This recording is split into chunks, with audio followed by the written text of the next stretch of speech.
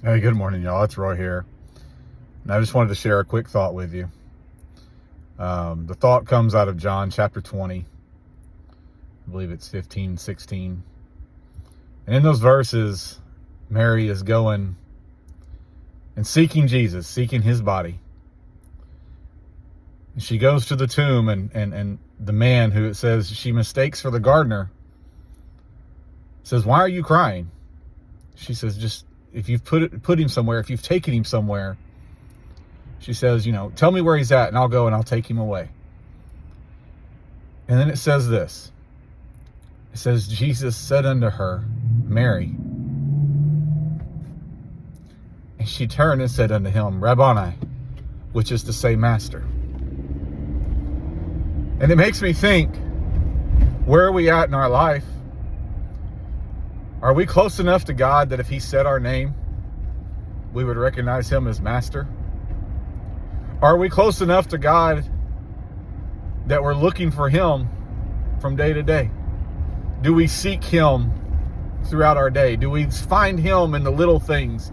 Do we see him walking amongst us? Do we recognize him as Master?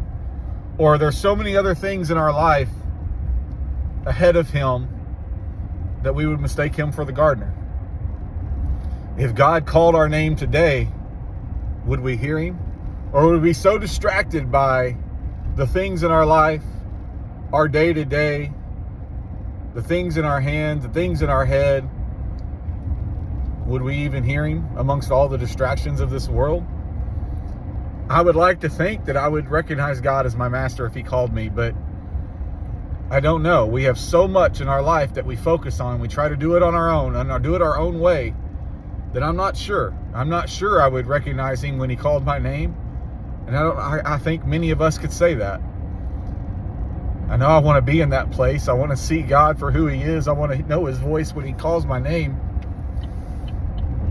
But it's going to take effort. It's going to take work. It's going to take putting aside the distractions, putting aside the things. Sometimes, as the one song says, that the fish weren't biting, so I put my pole down and just floated around.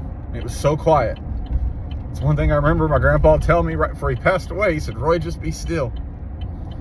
Sometimes I think that's what we need more than anything, is to just be still and listen for him. Be still and listen for his voice saying our name, so that we can recognize him for who he is and not mistake him for the gardener.